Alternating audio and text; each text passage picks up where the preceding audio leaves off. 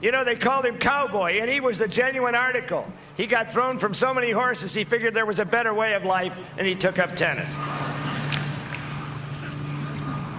We come to a woman who won a tournament right on this court in 1984. This is the wonderful thing about our Hall of Fame in tennis. Nothing ever happened at Cooperstown. I'm not trying to put down baseball, but it all happened here. And to introduce her is a finalist in the 1977 U.S. Open doubles, Dr. Renee Richards.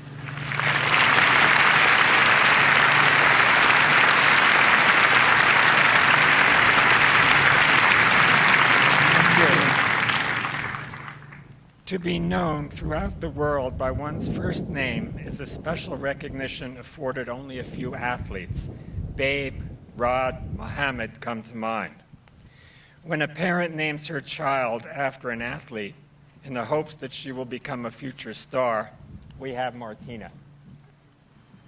So special a tennis player that she transcends her sport, as only a few athletes have ever done. A select group of such individuals is remarkable because their impact extends beyond the game that they play. She left an impact on her game and on women in all sports for a period of 4 decades.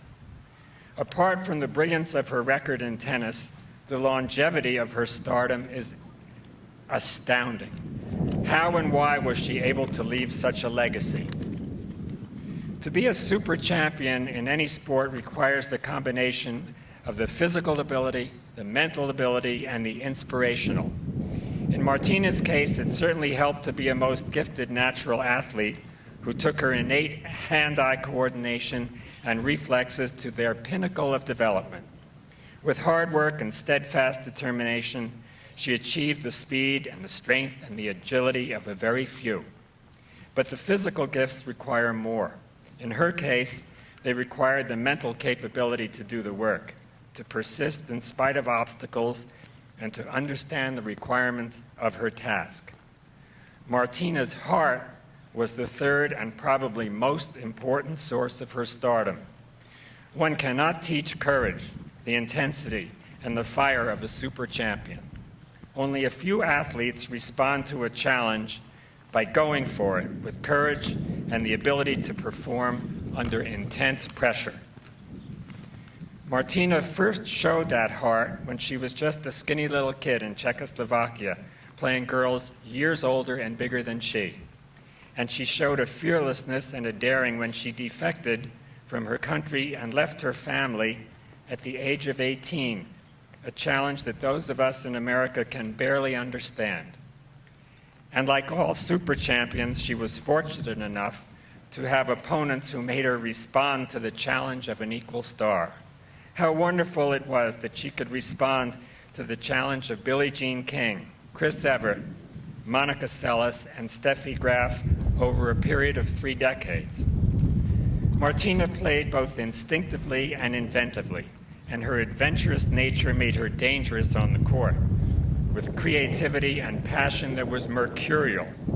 Her matches with Chrissy and with Steffi will be remembered for generations, and now it seems like she's going into her 4th decade of brilliance.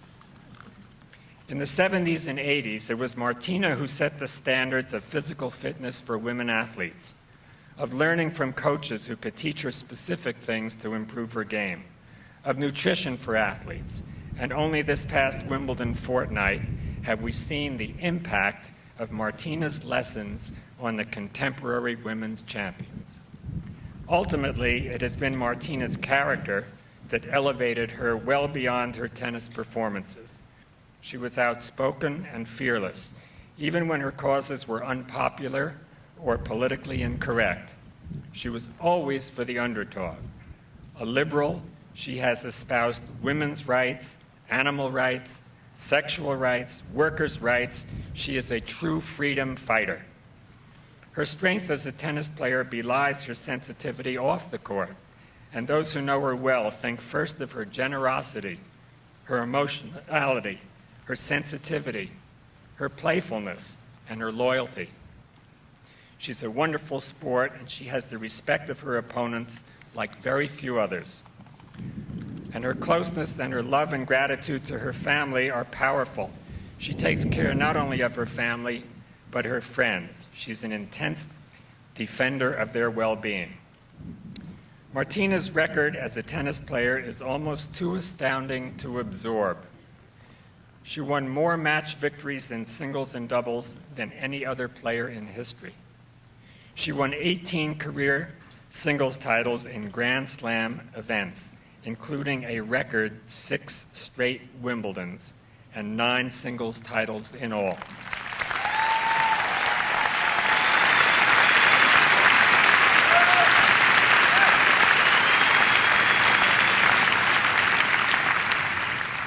She won 3 Australian Opens, 2 French Opens, and 4 US Open singles championships.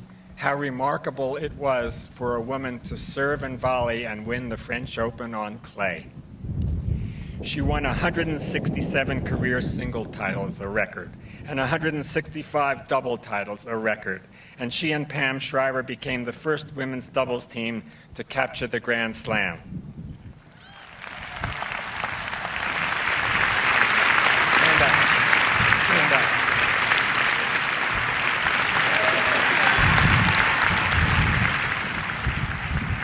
She won 6 consecutive Grand Slam singles titles. She was named Female Athlete of the Decade for the 1980s, and she is one of the top 50 athletes, men and women, on the ESPN Sports Century list.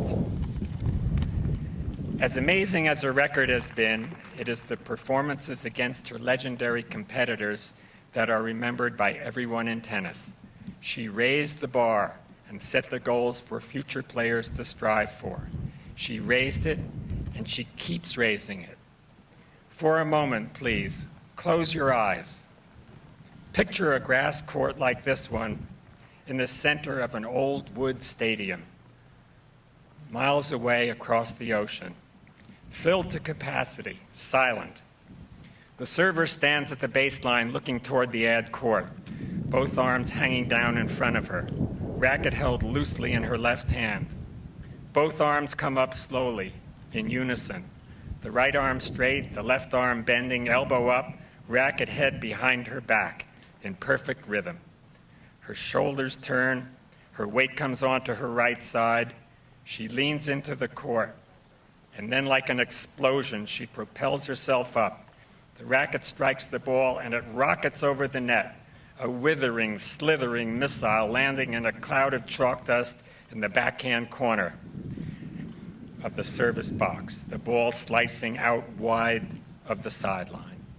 The return is headed for the line.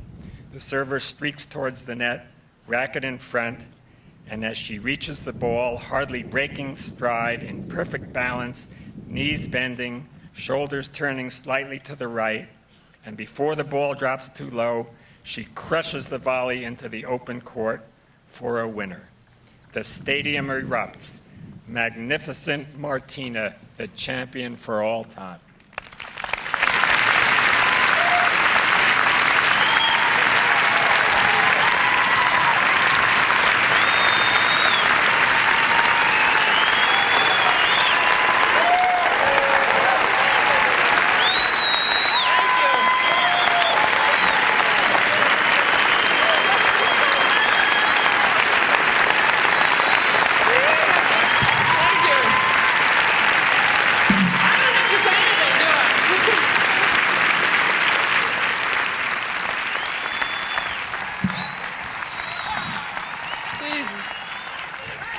Yikes.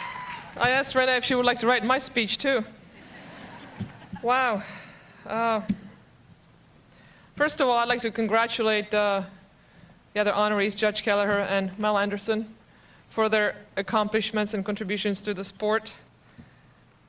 I played with Mel Anderson. I didn't realize he was so well past his prime. I now know how he feels. But we got to play in Australia, actually, in 1974, just 1 year after he retired, and was lucky enough to be on the same court with him. And apparently when I got my citizenship in 1981 in Los Angeles, it was in Judge Kelleher's court. So it all comes together.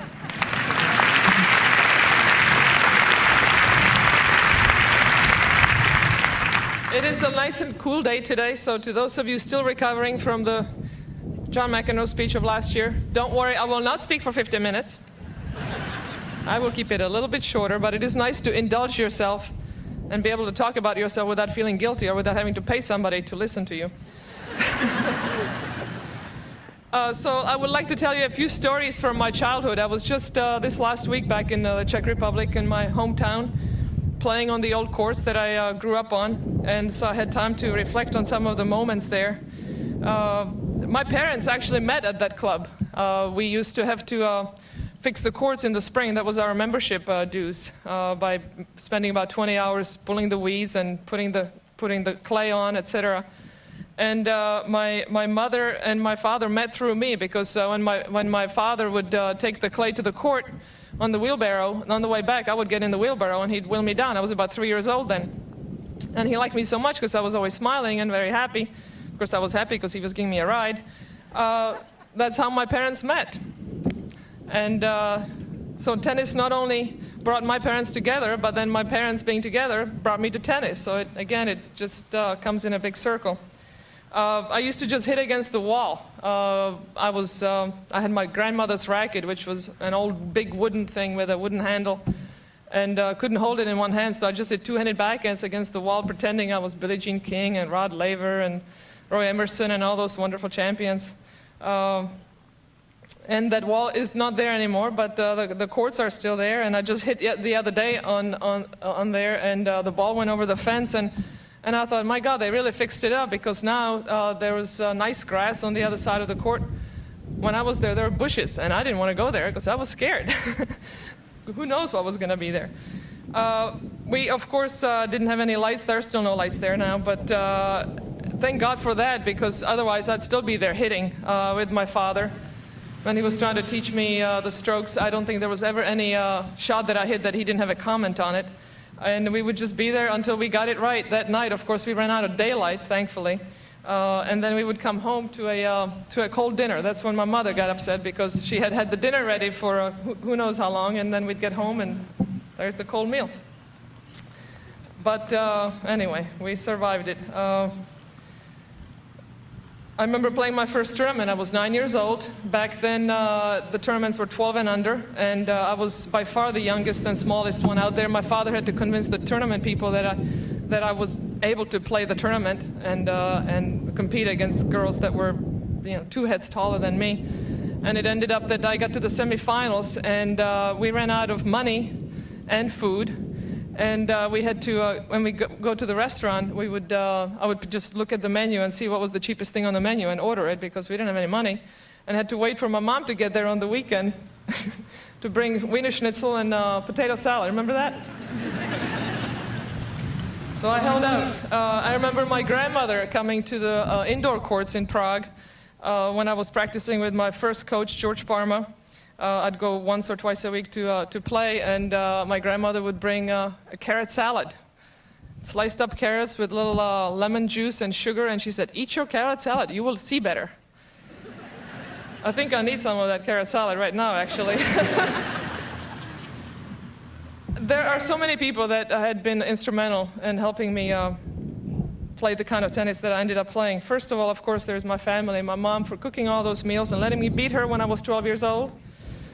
My father, who spent endless hours on the court with me, and then my sister, of making the ultimate sacrifice when I left the country and not being able to have her sister with her, and not being able to get into the schools that she wanted to get thanks to the system that was there.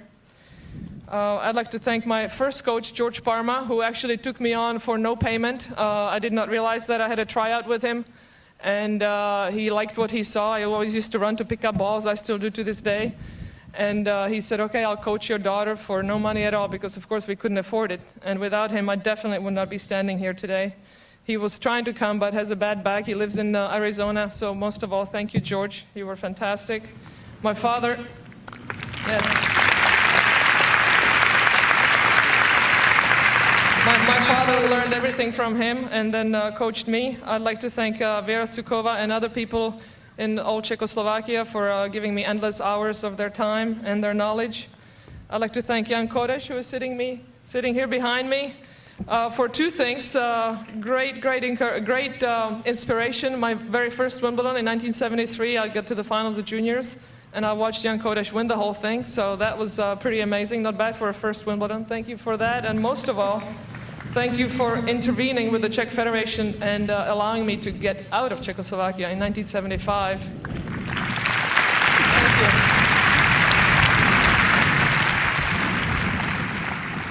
you. You have no idea what he actually went through to do that, because he was risking a lot, and I will always appreciate it. I'd like to thank Sandra Haney for helping me organize my head. I was a bit of a hothead in my early years, and giving me the knowledge to organize my head when I was playing and not beat myself on the court. I'd like to thank Roy Emerson for being my coach in team tennis way back in the Boston Lobster days, 1977-78. Without him, I would not have won that first Wimbledon. There's no doubt about it. So Daphne, please tell him thank you for me. I'd like to thank Nancy Lieberman for making me realize that my time was running out and I was wasting my talent. And finally, at the age of 25 years and about 9 months, I finally decided to commit myself to the game and really get myself organized. And without Nancy, I don't think I would have had the knowledge to do that. I really thought I was doing pretty good, won a couple of Wimbledons, and I had been number 1, number 2, but I was really wasting my talent. So Nancy got me off my behind, and lo and behold, a month later, I ran into Renee Richards at the U.S. Open when I was running out of partners to practice with, and Renee said, "Well, I'll hit with you. I'll help you. Come on." And for the next 3 years, she helped me out, and really helped my game in an amazing way. Mike Estep.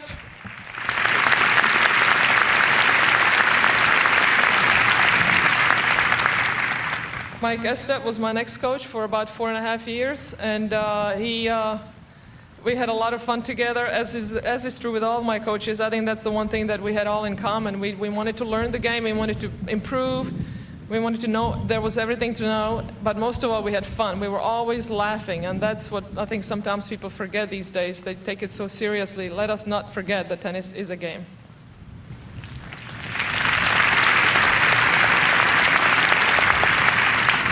Let's see, that was Randy Crawford, my hitting partner in 87. Tim Gullickson helped me in 88, but felt that actually, he admitted at the end of the year he had to go back to his family. He was traveling too much with me. Then he ended up coaching Pete Sampras. But he told me he was too easy on me because I was a woman.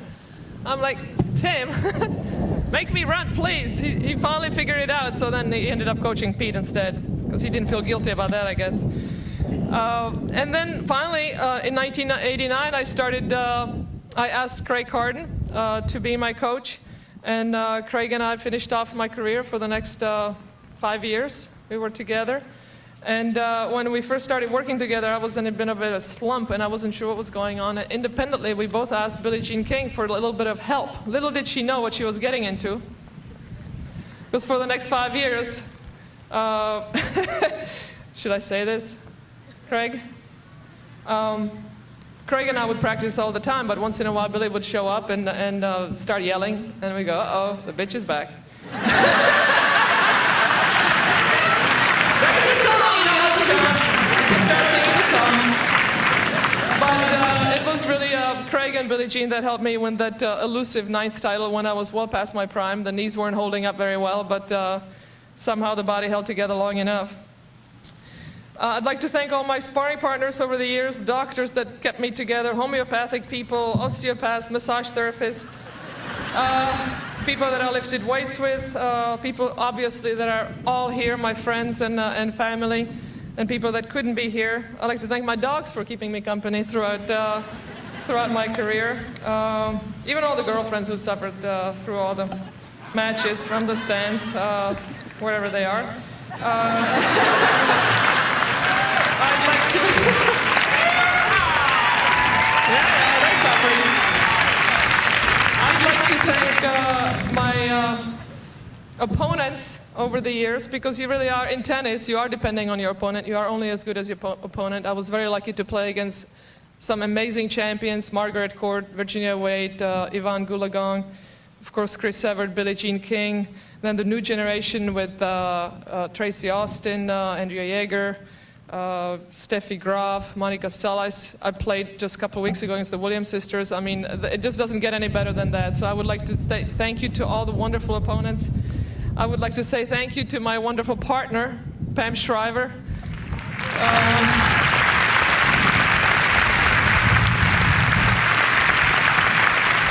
Of all the records there are in tennis, I think there is one that definitely will not be broken, and that's our 109 doubles matches in a row, wins. Lasted over 2 years.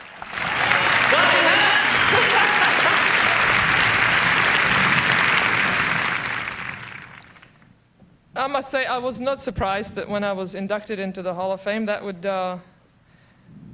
not be true if I said I was surprised, but it is absolutely true to say I was completely honored to be inducted, to be here today, standing here, being a part of a building that houses not only the history of tennis, but the future of it as well. You know, when you start playing tennis, you hope you win Wimbledon, you hope you win some tournaments or make a mark, but the Hall of Fame, that's not something that even comes into your head. So it is an overwhelming honor for me to be here, to be able to share it with my mom, who suffered for many, many years of me being there and my years of not being there. It's been a long process.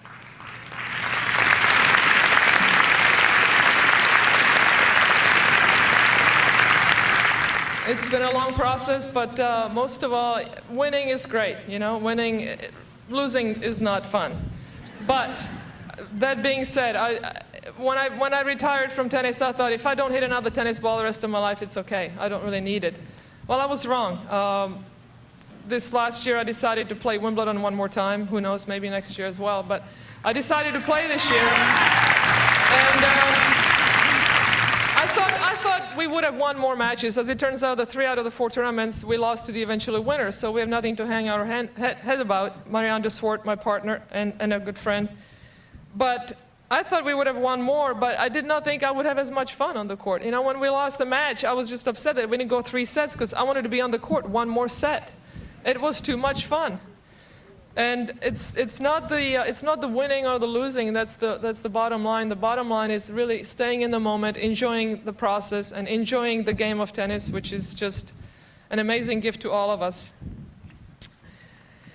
I would like to thank tennis for the incredible life that it has given me, not only in terms of wealth and comfort that I can give not only to myself but to my family and friends, but the chosen family. Every single person that is here today, sitting here, I met through the game of tennis. And that's an amazing thing, you know, when you just play a game and then it ends up running your life. Pretty overwhelming. So when all is being said and done, I know that I have given a very good part of my soul to the game of tennis. But as in life, when you give, you receive. And I must say that tennis has given me soul, and that debt I can never repay. Thank you very much.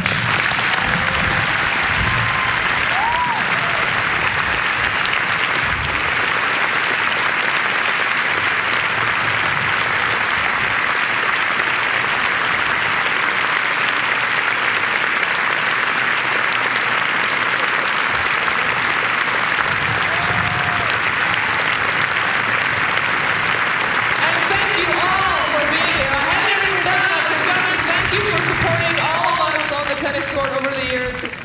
This is a wonderful, wonderful moment to share. Thank you so much.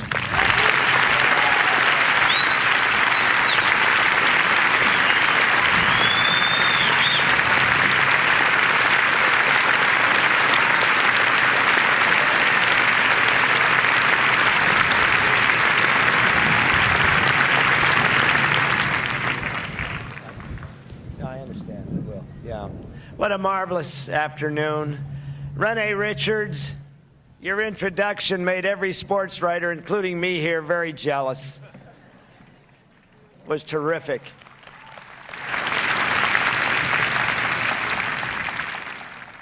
We hope you go into the Hall of Fame and see the Martina exhibit, the 9 Wimbledon silver plates. Jan Kodish suggested that she have a dinner party sometime. fight us all. She might do it, you never know. I was privileged to go to that small club, Zhevnitsa, in 1990. What a night. This little club had a party for Martina because it was the first time she could return as not a non-person to that country that had just been free for 6 months.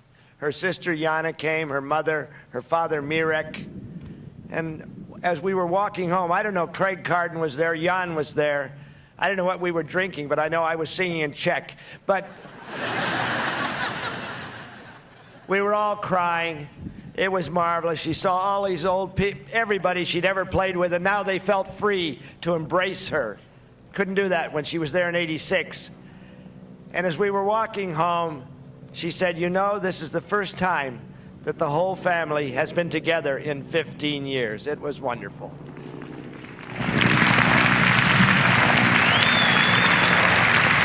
Pam Shriver, I want you to stand up properly. You shared 20 major titles with Martina.